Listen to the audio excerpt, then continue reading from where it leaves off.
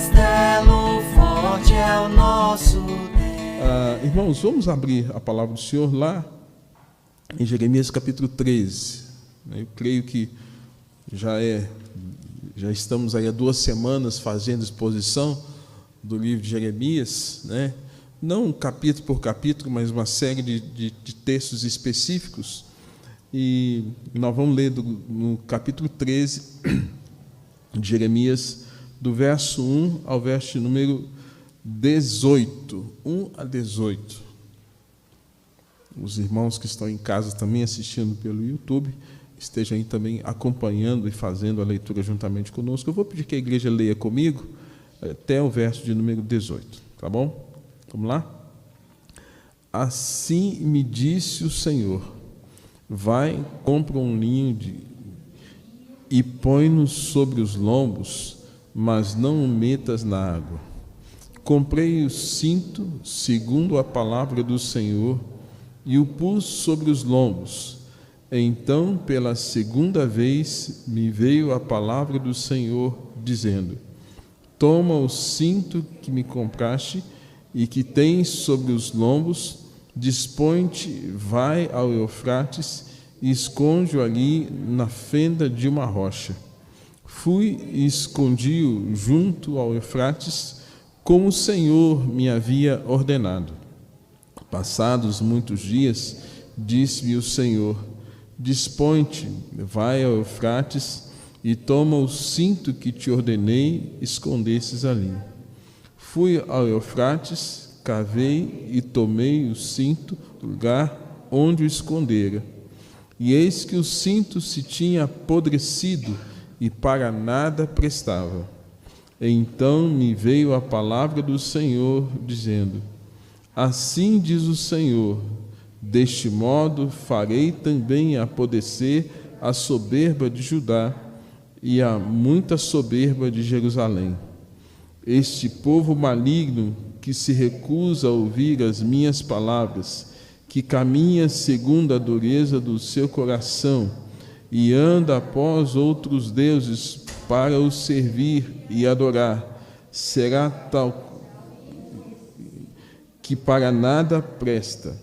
Porque como o cinto se apega aos lombos do homem, assim eu fiz apegar-se a mim a toda a casa de Israel e toda a casa de Judá, diz o Senhor, para me serem por povo e nome, louvor e glória, mas não deram ouvidos. Pelo que diz-lhes esta palavra: assim diz o Senhor, Deus de Israel: todo jarro se encherá de vinho, e dir-te-ão: não sabemos nós muito bem que todo jarro se encherá de vinho? Mas tu diz-lhes: assim diz o Senhor, eis que eu encherei de embriaguez a todos os habitantes desta terra, e aos reis que se assentam no trono Davi, e aos sacerdotes, e aos profetas, e a todos os habitantes de Jerusalém.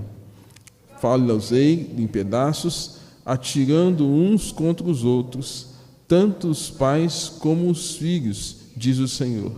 Não pouparei, não terei pena, nem terei deles compaixão, para que os não destrua. Ouvi e atentai, não vos ensoberbeçais, porque o Senhor falou. Dai glória ao Senhor vosso Deus, antes que Ele faça vir as trevas, e antes que tropecem os vossos pés dos montes tenebrosos, antes que, esperando vós luz, Ele a mude em sombra de morte, e a reduza à escuridão. Mas se isto não ouvirdes, a minha alma chorará em segredo, por causa da vossa soberba. Chorarão os meus olhos amargamente, e se desfarão em lágrimas, porquanto o rebanho do Senhor foi levado cativo.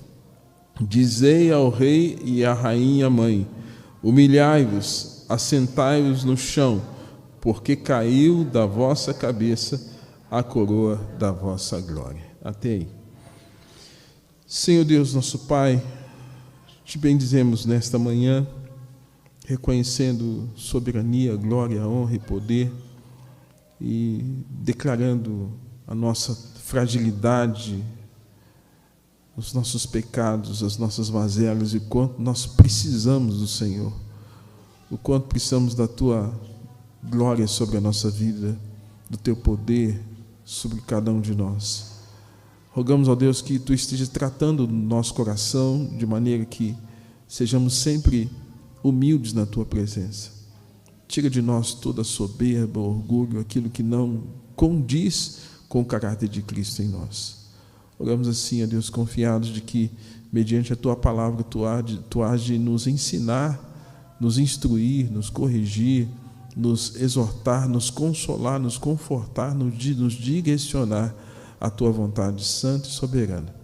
Assim oramos, com perdão dos nossos pecados, em nome de Jesus. Amém. Irmãos, quero compartilhar nesta manhã com os irmãos o tema: Deus trata o pecado de soberba da nação, nessa exposição dentro do livro de Jeremias. Eu já vou adentrar ao conteúdo, espero que você esteja acompanhando as mensagens anteriores, porque eu estou falando pela manhã e pela noite.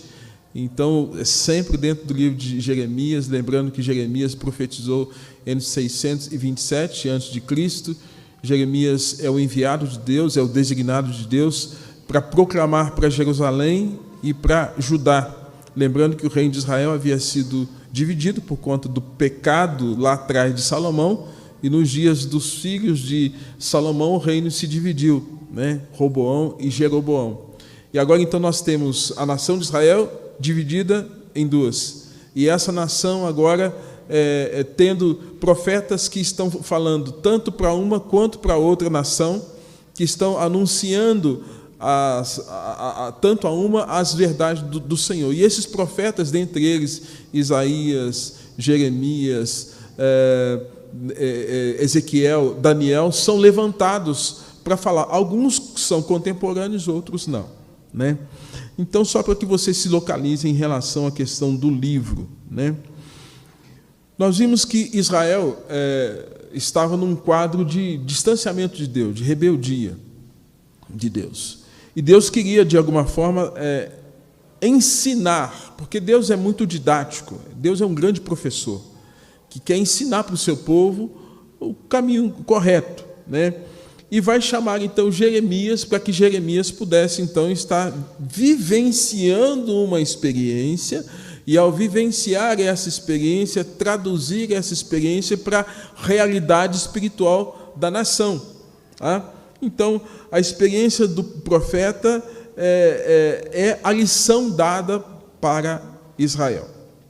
Deus deu uma ordem, ou várias ordens. As ordens de Deus. O profeta tinha que comprar um cinto de linho. Alguém aqui é costureira da nossa igreja? Alguém que mexe com costura? Quem? A Lu do Emerson, né? O linho, gente, ele é um tecido finíssimo. É um tecido que não tem mistura, que ele é puro. Na sua composição, ele não tem nenhum tipo de outros elementos. E é considerado um tecido nobre, né? Resistente, com grande durabilidade. Linho é esse. Deus, então, mandou que o profeta comprasse um cinto de linho. Cinto, homens e mulheres usam, né? Cinto, a gente coloca aqui, né, na parte do quadril para prender a roupa, né, a calça, o vestido, para dar um adereço a mais. E o cinto de linho, ele fazia parte da veste sacerdotal, desde os dias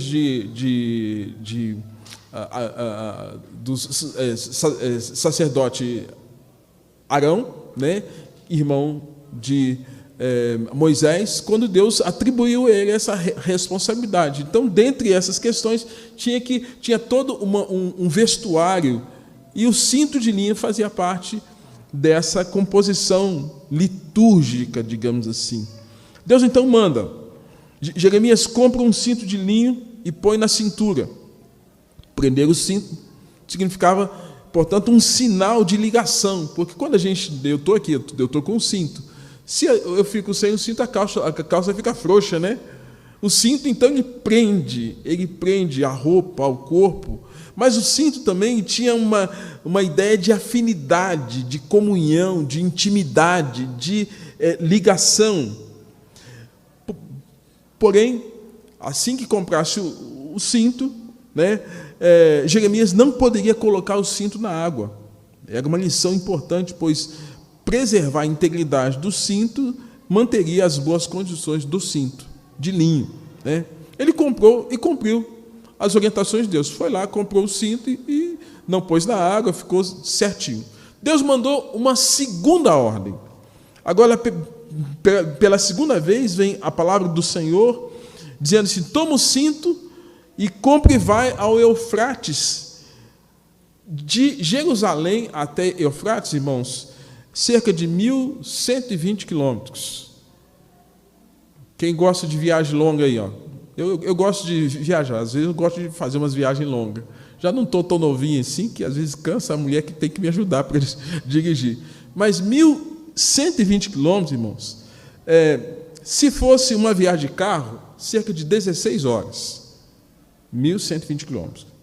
Se fosse uma viagem de avião, 1h30, aproximadamente. Se fosse uma viagem a pé, 3 meses, 110 dias. Então, Jeremias tinha que fazer o quê? Tinha que sair de Jerusalém, onde estava o templo, a casa de Deus, e ir para Eufrates. O que é o Eufrates? Eufrates é um dos rios, né? Um dos rios, você se lembra que ele é citado, inclusive, em Gênesis, como um dos rios que sai ali no jardim do Éden. Então, Jeremias tinha que comprar o cinto e viajar cerca de 3 meses. Nós não sabemos se ele viajou a pé ou se ele viajou a camelo, se viajou a cavalo. Considerando ter ido a pé, ele viajou quanto tempo? 3 meses. 3 meses. Isso andando a 4 km por hora. 4 km por hora. Jeremias, então, deveria entrar no rio Eufrates e esconder aquele cinto de linho puro, finíssimo, né, em uma fenda, encontrar lá alguma brecha lá, entrar dentro d'água, uma rocha, né, e enfiar e deixar o cinto de linho ali. E o profeta, irmãos, obedeceu o Senhor como o Senhor havia ordenado. Passados muitos dias, não fala quanto tempo, mas muitos dias, o Senhor chamou novamente o profeta. Então, imagina, viajou quanto tempo? 3 meses. Voltou para Jerusalém. E agora Deus fala assim: profeta, volta lá. E vai pegar o cinto de linho. Vai ao Eufrates, pega o cinto que te ordenei que escondesses, e obedientemente Jeremias cumpre as ordens de Deus. E pela 4ª vez, Deus tinha uma palavra. Essa última palavra, irmãos, tinha um cunho pedagógico, como eu disse. Havia uma lição a ser aprendida com aquela situação. E Deus, como um grande pedagogo, um grande ensinador, aplica a lição a Jeremias e ao povo de Israel. Primeiro, o cinto de linho, uma faixa em torno do quadril, era parte da vestidura sacerdotal, presa ao corpo. Isso é descrito lá em Levítico, capítulo de número 16, verso 4, que fala assim: fala sobre as determinações que Arão deveria se ater ao exercício sacerdotal. Vestirá a túnica de linho sagrada, terás as calças de linho sobre a pele e cingir-se-á com o cinto de linho. Então, o linho e o cinto fazia parte dessa veste sacerdotal, né? Então, e são essas as vestes sagradas. Então, o linho representava muito, o simbolismo dele era muito grande naquele contexto. O cinto era um símbolo da ligação do povo de Israel com o Senhor, uma nação que Deus havia chamado para ser uma nação sacerdotal. O que é uma nação sacerdotal? Uma nação que servisse ao Senhor, que andasse na presença do Senhor o tempo todo e que levasse diante das outras nações quem era Deus, que anunciasse isso. Isso lembrava ao povo, irmãos, essa ligação do linho, e o linho preso ao dorso, ao quadril, no caso do sacerdote, lembrava o quê? A necessidade da pureza do povo. Né? Então, vamos pensar o seguinte, que na verdade o sacerdote ele apenas representava a ideia também do próprio Deus, a gente vai ver isso depois. Então, o linho ligado ao corpo representava a pureza de Deus, porque Deus é santo, o linho, toda essa questão de durabilidade, de pureza, de 100% de fibra de linho, pureza. A necessidade de um relacionamento com Deus, a necessidade de intimidade, a necessidade de proteção, a necessidade de cuidado. Então, tinha todo esse simbolismo. E havia uma outra situação. O cinto levado para o rio Eufrates significava o distanciamento da nação de Israel em relação a Deus. Como disse, 1.120 quilômetros. Né? 1.120 quilômetros. Cerca de 4 meses a pé, cerca de 1h30 de voo, se fosse pensar em voo, né? E aí cerca de 16 horas de carro, mas naquele tempo não tinha transporte como nós temos hoje, coisas modernas, 3 meses. E a ideia de Jerusalém, a casa de Deus, onde está o templo, e o Eufrates, algo tão longe, simbolicamente também representava esse distanciamento de Jerusalém em relação a Deus. Jerusalém estava bem distante do Eufrates, e simbolicamente a distância geográfica representava essa distância de Israel do Senhor. Esse distanciamento, irmãos, é descrito desde o capítulo 2. Desde o capítulo 2, os irmãos que estão acompanhando a série de estudos e pregações vão ver que Deus está falando o tempo todo o quanto Ele queria estar perto da nação, mas a nação não queria estar perto de Deus. Estranho, né? A nação que Deus chamou para ser o povo dele, e o povo está dizendo, nós não queremos estar perto do Senhor, porque o povo deu as costas para Deus. Se você ver lá no capítulo 2, verso 5, acompanhe na sua Bíblia, porque eu acho que você cria uma memória visual também, até registra aí, põe aí com a caneta, com lápis, alguma coisa assim, né? Capítulo 2, verso 5 fala assim, que injustiça acharam vossos pais em mim, para de mim se afastarem. Eles estavam afastados de Deus. Capítulo 2, verso de número 19. Vê que mal e quão amargo é deixar do Senhor. O povo deixou o Senhor. Capítulo 2, verso de número 32. Todavia o meu povo esqueceu de mim por dias sem contas. O que Deus estava querendo dizer com isso, irmãos? O povo esqueceu de mim, faz tempo. Nem me lembro quando eles me buscaram. Dias sem conta. Capítulo 3, verso 21, está dizendo assim, porquanto perverteram o seu caminho e se esqueceram do Senhor, andaram errantes. Capítulo 5, verso 7, está dizendo assim, teus filhos me deixaram a mim e juraram pelos que não são deuses depois de eu os ter fartado. Deus está dizendo, o povo esqueceu de mim. Capítulo 5, verso 19, diz assim, como vós me deixardes, servis a deuses estranhos da vossa terra. Capítulo 5, verso 25, mas este povo é de coração rebelde, contumaz rebelaram-se e se foram. Contumaz significa coração duro, que não se dobra, que preferiu servir a sua própria riqueza. Capítulo 9, verso 3, fala assim, porque deixaram a minha lei, que pus perante eles, e não deram ouvidos ao que eu disse, nem andaram nela. E por fim, até o capítulo 9, verso 23, o Senhor destaca o fato de dizer, eles estavam se gloriando em sua pobre riqueza, em seu conhecimento e na sua idolatria. Então, consegue perceber Jerusalém, templo, casa de Deus, Eufrates, 1.120 quilômetros, longe, distante, simbolicamente, um decurso de tempo, um percurso, uma trajetória longínqua, e que agora Deus está fazendo. Isso simboliza o quê? O quanto eles estão longe de mim, o quanto eles estão afastados de mim. né? Esses textos, irmãos, são mais do que suficiente uma declaração de que a nação deu as costas para Deus, de que a nação deu as costas para o Senhor, e que o cinto podre representava alguma coisa. Quando Deus manda com que Jeremias voltasse até o Eufrates pela última vez e pegasse aquele cinto, depois de um tempo, já não prestava para mais nada. Aquele cinto estava podre. Nós vimos aqui, nosso irmão Tiago leu Oséias capítulo 5:5, quando fala que o cinto podre tinha uma representação. E Oséias 5:5 fala que a soberba de Israel era o grande problema. A soberba de Israel estava acusando a nação de Israel. O que é soberba, irmãos?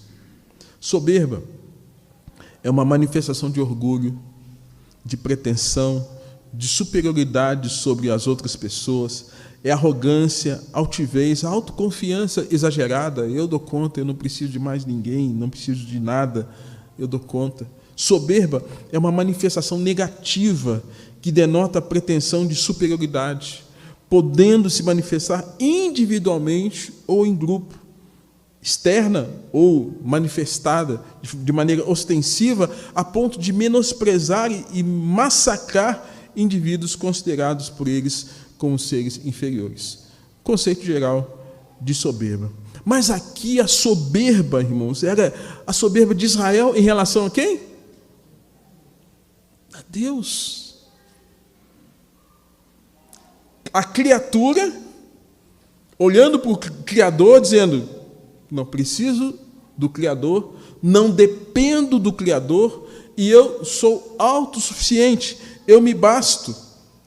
Irmãos, foi essa soberba que gerou o distanciamento de Deus, e essa distância é representada de forma que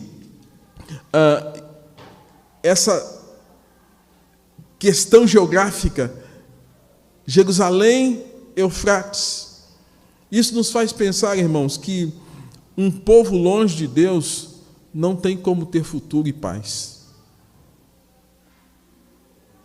Uma igreja longe de Deus não tem como ter futuro e paz.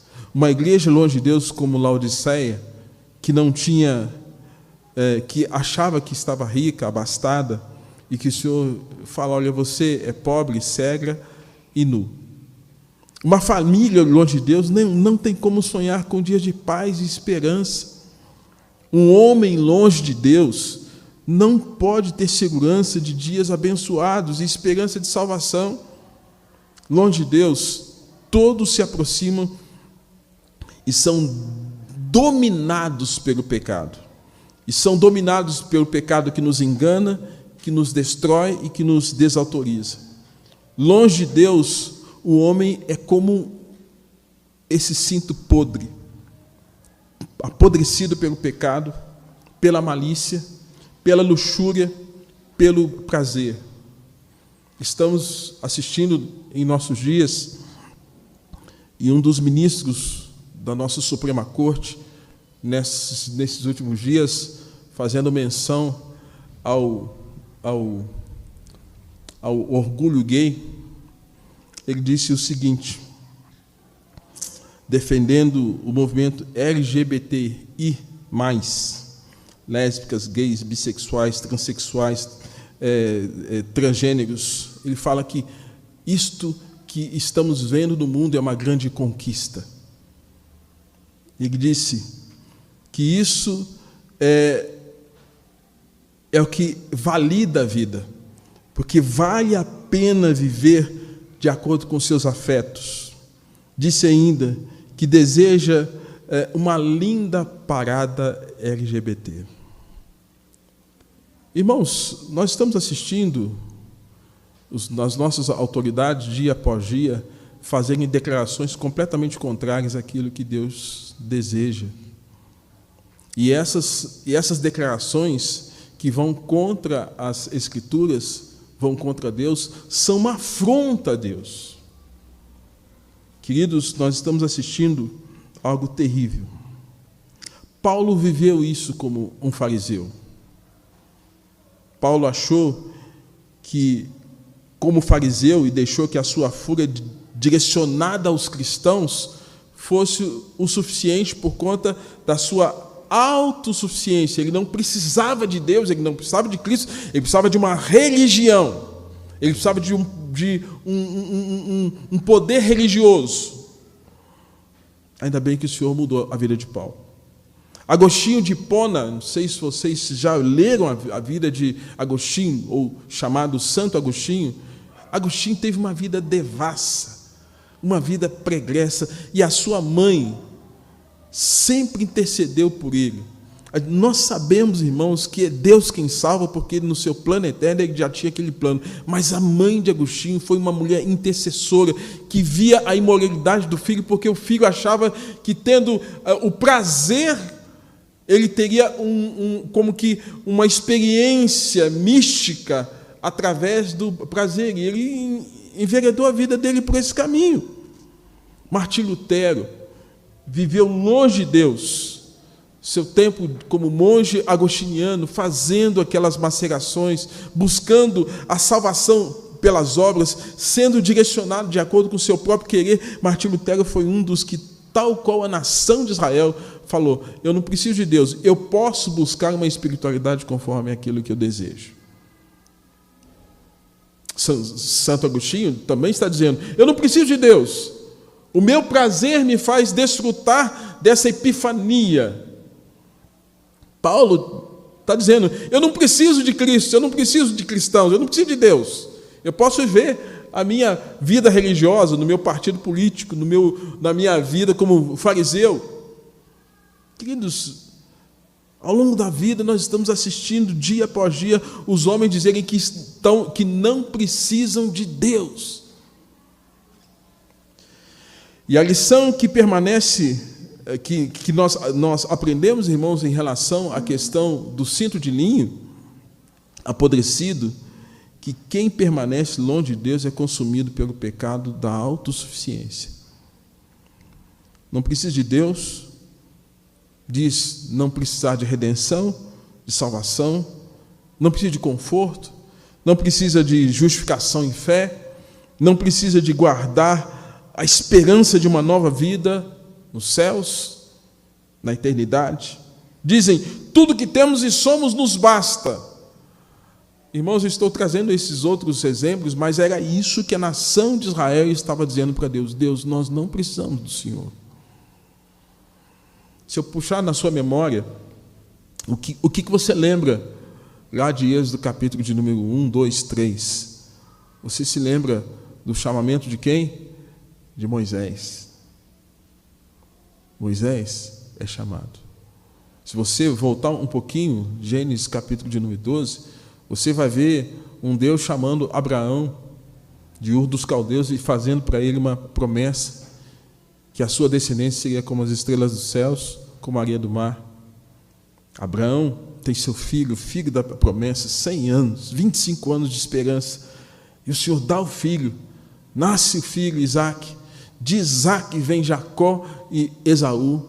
Deus fala: olha, amei Jacó, me aborreci de Esaú, e Deus separa Jacó para que através dele 12 tribos fossem levantadas.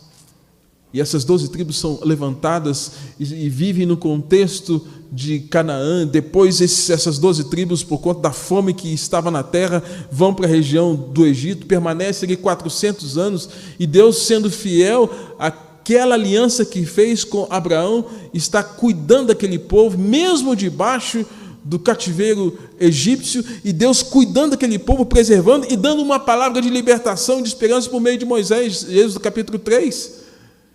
Esse povo agora sai protegido, sai cuidado, não sai machucado, não sai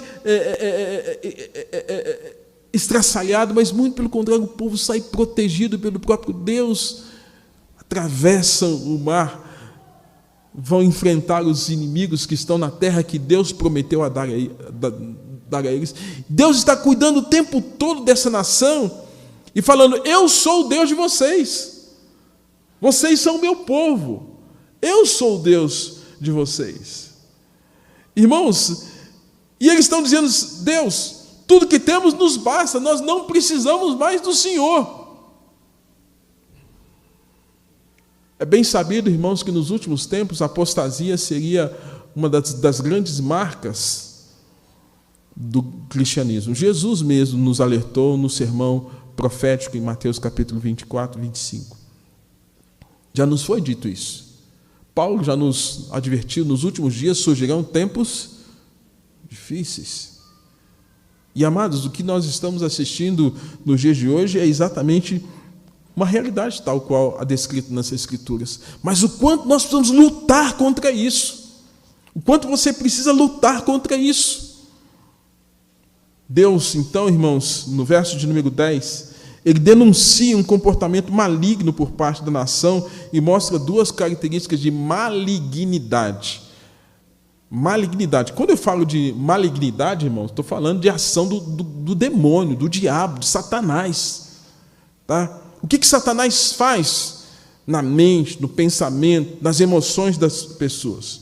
Primeiro, o Senhor diz assim, verso 10, esse povo maligno, que se recusa a ouvir as minhas palavras, que caminha segundo a dureza do seu coração e anda após outros deuses para o servir e adorar, será tal como este cinto que para nada mais presta. O que está acontecendo, irmãos? O povo não queria mais ouvir a voz de Deus. Uma recusa. E Deus está dizendo: isso é coisa do maligno. Quem não quer ouvir a palavra do Senhor? Segundo, andar após outros deuses. Servir a outros deuses. Queridos, a idolatria é algo que incomoda o coração de Deus, porque Deus tem ciúmes para com o seu povo. E a nação de Israel foi separada para servir unicamente a Deus. Nessa semana eu tive uma notícia não muito boa.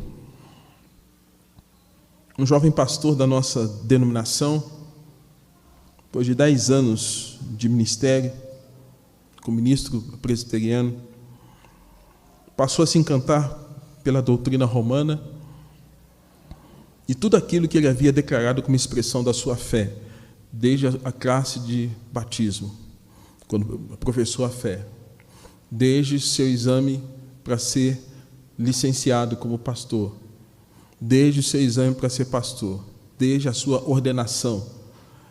Hoje ele abriu mão de tudo. Tudo aquilo que ele havia declarado como expressão da sua fé, hoje ele nega. Nega os valores da reforma. Sua graça, sua fé, só Cristo, só as Escrituras, só a glória de Deus. A autoridade das Escrituras, para ele agora, não só a Bíblia, tem que ter a Bíblia e a tradição. Hoje ele crê na devoção aos mortos. Deuteronômio capítulo 18, verso 11, diz assim, que Deus condena o culto aos mortos. Hoje ele se envolve com a devoção a Maria, e um monte de outros ensinos, irmãos, refutados pelas Escrituras. E para espanto de vocês, essa pessoa que eu cito foi meu pastor auxiliar. Foi meu pastor auxiliar durante 5 meses. O que eu quero dizer, irmãos? Nós temos que estar atentos. A apostasia está aí. E as pessoas estão encantadas com tantas coisas. Como a nação de Israel se encantou. E Deus está mostrando por meio dessa experiência com o profeta Jeremias. Veja o cinto. O cinto está podre. O cinto está podre. E esse apodrecimento faz com que esse cinto nada preste. Ele não serve para mais nada. Por mais que ele tenha tido pureza, por mais que as fibras sejam excelentes, o mais alto grau de excelência, não presta para mais nada, porque da mesma forma que esse cinto estava todo bonito e num aparato belíssimo para cumprir a sua função, esse cinto apodrecido representa a soberba de Israel. No verso 11, a igreja pode ler comigo o verso 11? Vamos ler junto? Vamos lá? Porque como o cinto se apega aos lombos do homem, assim eu fiz apegar-se a mim toda a casa de Israel e toda a casa de Judá, diz o Senhor. Tá bom, até aí. Deus está dizendo, porque como o cinto se apega aos lombos do homem, assim eu fiz essa nação, eu levantei essa nação, e eu levantei com o propósito de que se eles se apeguem a mim, eles sejam ligados a mim, como casa de Israel, e toda a casa de Judá esteja ligado a mim. Deus está dizendo isso. O propósito existencial desse cinto era isso. Mas, de repente, irmãos, a nação que foi chamada, que foi vocacionada para estar em comunhão com o Senhor, não mais queria estar apegada a Deus. E você precisa estar consciente, meu querido, se você faz parte da família da aliança, seu pai te trouxe à igreja, você aprendeu sobre Deus e você declarou a sua fé. Se você veio em outros tempos e declarou a sua fé e fez a sua pública profissão de fé e diz, eu creio em Jesus, Jesus é Senhor da minha vida, eu não tenho outro Deus, permaneça nessa confissão. Porque quando pessoas não permanecem nessa confissão, o caminho é apostasia. E Israel estava vivendo tempo de apostasia, e esquecendo de Deuteronômio capítulo de número 8.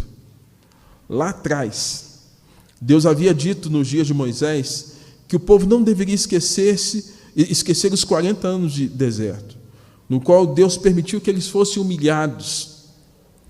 Experimentou fome temporária, mas Deus supriu, Deus trouxe o alimento, o maná, codornizes, a água. As roupas não haviam envelhecido e nem os pés se incharam pela longa caminhada que tiveram. Deus havia dito, Israel, guarda o teu coração e não te esqueças o Senhor. Deuteronômio capítulo 8, verso 11 fala isso. E para que não suceder que depois de teres comido e estiveres farto, depois de haveres edificado boas casas e morando nelas, depois de se multiplicarem os teus rebanhos e se aumentar a tua prata e o teu ouro e se abundante e toda essa abundância se eleve o teu coração e te esqueças do Senhor teu Deus, que te tirou da terra do Egito, da casa da servidão. Deus está dizendo, Deus alertou lá atrás. Deuteronômio capítulo 8. Olha, não se esqueça. Quando faltou, eu dei.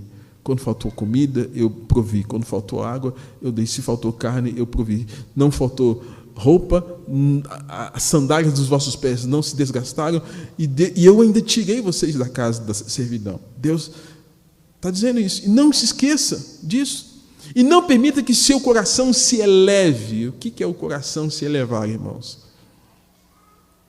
Interessante que essa mesma declaração é tida lá no livro de Ezequiel, capítulo de número 28. Na comparação que é feita em relação ao rei de Tiro, essa comparação é feita também em relação a Satanás. E a expressão que é usada lá em Ezequiel, capítulo de número 28, é que o coração do rei de Tiro se elevou. E o coração do rei de Tiro se elevou a ponto do rei de Tiro dizer assim, eu vou me assentar na cadeira de Deus. Quem é que pensou isso, gente? Satanás. Eu vou me assentar no trono de Deus. Por que é adoração só para Deus? Por que não pode ser para mim? Por que vocês não podem me adorar também? Caio Fábio chama isso de síndrome de Lúcifer. O coração se eleva. O coração da nação se elevou. Se esqueceram de Deus e agora estavam dando as costas para Deus. E depois Deus está dizendo assim, e não digas em teu coração, a minha força, o meu poder e o meu braço que adquiriram tais coisas. A nação está dizendo assim, Deus, fica no teu cantinho e eu no meu, porque tudo que eu tenho, meu braço, foi a minha força, foi o meu poder, foi a minha inteligência, foi a minha capacidade, a minha esperteza, a minha habilidade, a minha criatividade. Deus, o Senhor não está nesse negócio, não. Só tenho isso aqui porque eu sou bom. Queridos, olha só a nação que foi chamada para servir a Deus. Deus ainda diz no capítulo de número 8, verso 19, se esqueceres do Senhor teu Deus e andares após outros deuses e os servires e adorares, o próprio Deus está dizendo, protesto hoje contra vós outros que perecereis. Protesto é um ato de reclamar, é um grito, um brado, uma repulsa, a não concordância. Deus está dizendo, olha, se vocês derem as costas para mim, se vocês buscarem outros deuses, eu protesto, eu recuso, não aceito isso. Eu vou gritar, eu vou fazer alguma coisa para chamar a atenção, para que vocês mudem. Lembrem-se que Deus tinha um propósito glorioso para a nação. Contudo, a soberba entrou no caminho e como entrou no coração de Lúcifer. Porque como o cinto se apega aos lombos dos homens, assim eu fiz apegar-se a mim toda a casa de Israel e a toda a casa de Judá. O que a soberba fez com a nação, irmãos? O que a soberba fez com a nação? Vamos ler a parte do verso 11. Vamos ler o verso 11 de novo? Vamos lá? Vamos lá? Porque como o cinto se apega aos lombos do homem, assim eu fiz apegar-se a mim toda a casa de Israel e toda a casa de Judá, diz o Senhor, para me serem por povo, louvor e glória, mas não deram ouvidos. Aqui, irmãos, se a gente pudesse pensar, tem uma declaração de propósito do próprio Deus sobre o que deveria acontecer com a nação enquanto eles estivessem obedientes e atentos à palavra do Senhor. Estão dizendo, Deus está mostrando qual seria o propósito deles. E aplicando, irmãos, esse texto a nós podemos dizer assim, que isso se aplica também ao propósito de Deus para as nossas vidas. Qual o propósito de Deus para a sua vida? Pensa bem aqui comigo. Será que Deus te pôs aqui na terra, que você viver 50, 60, 70 anos, 80, só para comer, beber e dormir e desfrutar do prazer que a comida, o sono traz? Será que Deus colocou você aqui na terra só para você ganhar dinheiro? Será que Deus colocou você aqui na terra só para você ter um conhecimento a mais e mostrar a sua habilidade de conhecimento? Será que Deus colocou a gente aqui na terra para quê? E essa pergunta, irmãos, ela para em nossas mentes, e quando nós estamos longe de Deus, é bem provável que nós entremos em crise existencial, porque nós perdemos o senso de propósito. Quando você não sabe o propósito pelo qual você existe, você entra em crise. É por isso que o povo está suicidando. Japonês suicidando, alemão suicidando, e agora a pandemia veio, as pessoas perdendo a perspectiva, a expectativa de vida, o que eu vou fazer, o que vai ser da vida a partir de então, com pandemia, com cerceamento de liberdade, o que vai ser? As pessoas não estão dando conta porque não tem senso de propósito. Quando não se tem senso de propósito, a morte é o caminho para muitos. Prefiro morrer do que viver, porque não tem propósito. É por isso que gente rica suicida. É por isso que artista suicida. É por isso que gente muito renomada, se não suicida, entra para o mundo da droga, para o sexo à vontade, para a promiscuidade, entra para o prazer, porque ele quer atribuir algum significado existencial para a vida fazendo aquilo, porque está longe de Deus. E, amados, a nação de Israel fez a mesma coisa. A nação de Israel, a gente usa a expressão, cara, se deu um tiro no pé. O que a nação de Israel fez? Deu um tiro no pé. Limitou-se a si mesmo, porque não conseguia agora mais viver nessa perspectiva de que Deus só fica no teu canto e nós vamos ficar no nosso, porque nós não precisamos do Senhor. Vocês se lembram, numa das primeiras falas, profetas, sacerdotes e pastores, todos alinhados. Se a liderança estava assim, imagina o povo. Se a liderança estava dizendo, não precisamos de Deus, pastores, profetas e sacerdotes. Só curando superficialmente a ferida do povo. Imagine então o povo. Por isso que eu cito, imagine então as nossas lideranças mundiais dizendo: nós não precisamos de Deus. Imagina o povo, as nações. O que a soberba fez com a nação? Primeiro, a soberba, irmãos, ela rouba e sufoca a verdadeira mensagem de pertencimento.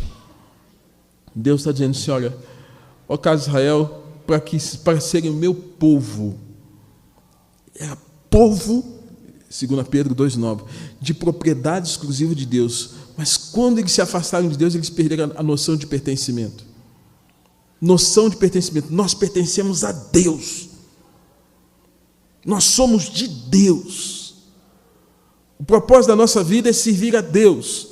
Podemos trabalhar, podemos estudar, podemos construir família, podemos passear, podemos desfrutar daquilo que o cosmos, o mundo tem, que nos oferece prazer, uma praia, um campo, uma piscina. Podemos sim, mas a nossa vida pertence a Deus.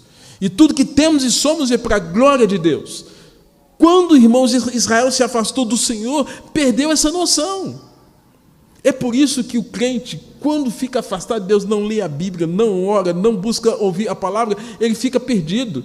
E todo mundo é culpado pela dor dele, porque ele está longe do Senhor, perdeu a noção de pertencimento. Primeira coisa, que ele pertence a Deus, que ele é do Senhor. Êxodo capítulo 6, verso 7, o Senhor já havia dito lá atrás: eu vos tomarei por meu povo e serei o vosso Deus. Aquele povo pertencia a Deus, era um povo exclusivo de Deus, e agora estavam servindo a deuses falsos, que nada lhes proporcionavam por serem nulos. Eles perderam a ideia de que era um povo da aliança. Deus fez uma promessa em Gênesis 3,15, Deus fez uma promessa para Noé, Deus fez uma promessa para Abraão, Deus fez uma promessa para Davi, e Deus nos faz uma promessa por meio de Jesus Cristo. Eles perderam a noção. Segundo, a soberba rouba e sufoca a verdadeira noção de vida de adoração. Israel era motivo do louvor a Deus.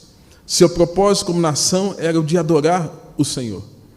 Os salmos que você tem na Bíblia, Salmo 100, a princípio, contexto judaico.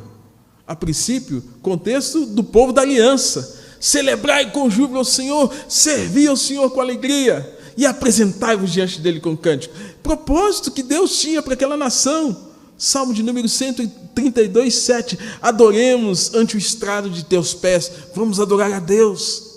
Salmos de número 55, convite do próprio Deus à nação: vinde, cantemos ao Senhor, celebremos o rochedo da nossa salvação, saiamos ao seu encontro, ao encontro de Deus, indo a Jerusalém. Mas agora Israel perdeu essa noção, e a vida de adoração foi sufocada. Terceiro, a soberba rouba e sufoca a percepção da glória e da presença manifesta de Deus. A identidade daquele povo, irmãos, estava ligada à natureza do próprio Deus. Como hoje, nós somos o povo de Deus, nós somos a igreja de Cristo, nós somos a igreja militante, e antes de termos o aspecto denominacional, nós somos esse povo que foi remido e lavado pelo sangue do Cordeiro, o sangue de Jesus. E a ponto de Apocalipse nos ensinar que o Senhor, ao soar da trombeta, vai reunir dos quatro cantos gente de todo povo, tribo, língua e nação, e vai adorar esse Deus. Mas quando a soberba atinge o coração da nação, a nação perdeu essa noção, e nós podemos estar também perdendo essa nossa identidade como um povo que adora a Deus, que serve a Deus. Nossos primeiros pais, Adão e Eva, também haviam experimentado o mesmo. Vocês se lembram, irmãos, que quando Adão e Eva foram tentados, antes da tentação, a criatura servindo ao Criador. E depois Satanás adentra aquela circunstância e diz algo terrível para os nossos primeiros pais. No dia que comerdes da árvore do conhecimento do bem e do mal, vocês serão como Deus. No dia que comerdes da árvore que está no meio do jardim, a árvore do conhecimento do bem e do mal, como Deus sereis conhecedores do bem e do mal. Então, irmãos, se Deus estava aqui no alto e Adão e Eva aqui, a tentação foi o quê? Não, ou a gente sobe, ou Deus desce. E nós vamos ser como Deus. E como Deus, nós não vamos precisar adorar ninguém. Muito pelo contrário, em alguns momentos vão querer nos adorar. O resultado, irmãos, querer ser igual a Deus, viver independente de Deus, é pura arrogância e soberba. Do verso 15 ao verso 18, Deus tem uma mensagem por meio do profeta à nação. E já concluindo aqui a minha fala, Deus dá oportunidade de arrependimento e profundas mudanças e manda Jeremias dizer 3 coisas para a nação. Primeiro, ouvi e atentai, não vos ensoberbeçais. Verso de número 15, do capítulo de número 13. Dai glórias ao Senhor vosso Deus, antes que venham dias de trevas e tropecem os vossos pés, e venham sombra de morte e reduza a escravidão. Segundo, se não ouvirem a minha alma chorará em segredo por vossa causa, por causa da vossa soberba, porquanto o rebanho do Senhor será levado cativo. Deus coloca essas palavras na boca de Jeremias, mas o próprio Deus está sentindo aquilo também, dizendo, olha, a minha alma está entristecida, está chorando porque Israel está longe de mim. A tristeza de Deus era representada pela tristeza do profeta. Você se lembra que Jesus chorou quando viu a indiferença de Jerusalém em relação a ele. Jerusalém, Jerusalém, que matas os profetas e apedreja os que te são enviados. Quantas vezes eu quis abençoar, eu quis ajuntar vocês, mas vocês não querem. Terceiro, irmãos, Jesus fala e diz: dize ao rei e à rainha mãe, humilhai-vos e assentai-vos no chão, porque caiu da vossa cabeça a coroa da vossa glória. A rainha mãe aqui, provavelmente Neustã, a mãe do rei Joaquim, que era o rei nos dias de Jeremias. E que aquele rei estava fazendo tudo o contrário que Deus queria. A coroa é sinal de quê? Realeza. Que mais? Poder. Que mais? Autoridade. Aí o Senhor está dizendo, olha, a coroa vai cair da vossa cabeça. A coroa caída no chão representava a perda de autoridade, poder, influência, comando, liderança, a não ser que se humilhasse. Deus está dizendo, olha, a rainha mãe e o rei precisam se humilhar, liderança. E se humilharem, talvez a sorte de Israel poderia ter sido mudada. Deus havia mandado o profeta Jeremias para adverti-los. Como Deus tem usado a vida de muitas pessoas nos dias de hoje para anunciar a salvação e denunciar o pecado e apresentar uma mensagem de arrependimento. Deus não tem prazer na morte do ímpio, muito menos do justo. Ezequiel capítulo 18, 23 nos mostra isso. Tenho algum prazer na morte do ímpio, diz o Senhor Deus. Não desejo antes que se converta dos seus maus caminhos. Deus estava lutando para não punir a nação, porque ele não tinha prazer e não tem prazer na morte do ímpio, muito menos tem prazer em relação a trazer algum tipo de mal sobre a vida do justo. Deus desejava profundas mudanças por meio da profecia dada a Jeremias. E essas mudanças deveriam acontecer a partir do rei, sua mãe e, evidentemente, chegando aos súditos. O caminho da mudança, irmãos, era a humilhação. Então, perceba o quê? Deus começa tratando do problema, do pecado, e fala como é que tinha que resolver aquilo. Pecado era soberba. Como tratar daquilo? Um coração humilhado na presença do Senhor. E dependente, reconhecendo quem era o Senhor. Você se lembra, 2 Crônicas 7,14? Se o meu povo, que se chama pelo meu nome, orar, se humilhar, orar e me buscar, e afastar-se dos seus maus caminhos, então ouvirei dos céus e perdoarei os seus pecados e curarei a sua terra. Israel precisava disso.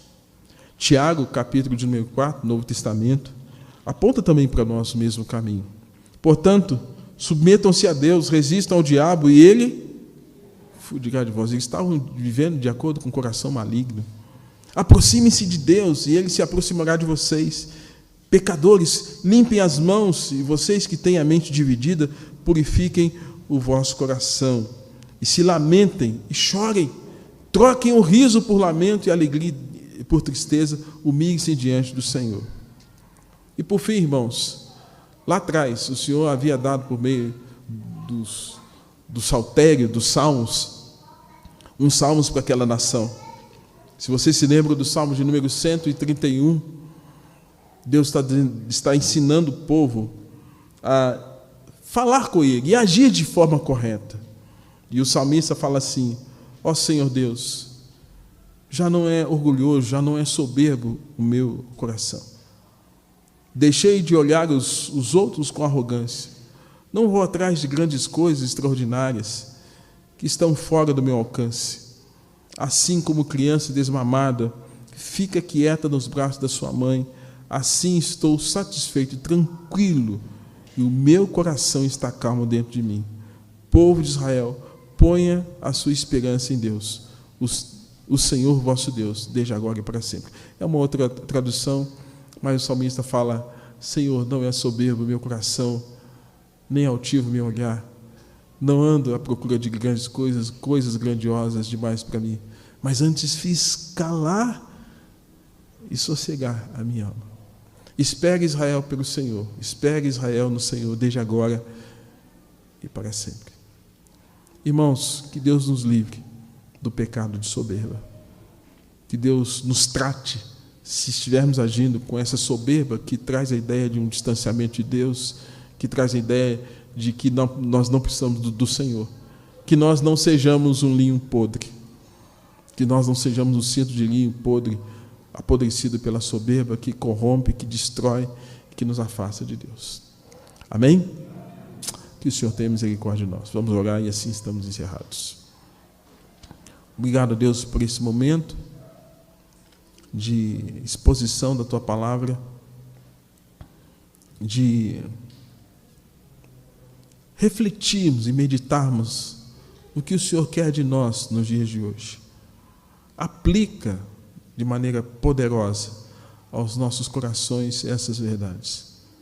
De maneira tal, Deus, que sejamos santificados e purificados e o nosso amor por Ti seja renovado.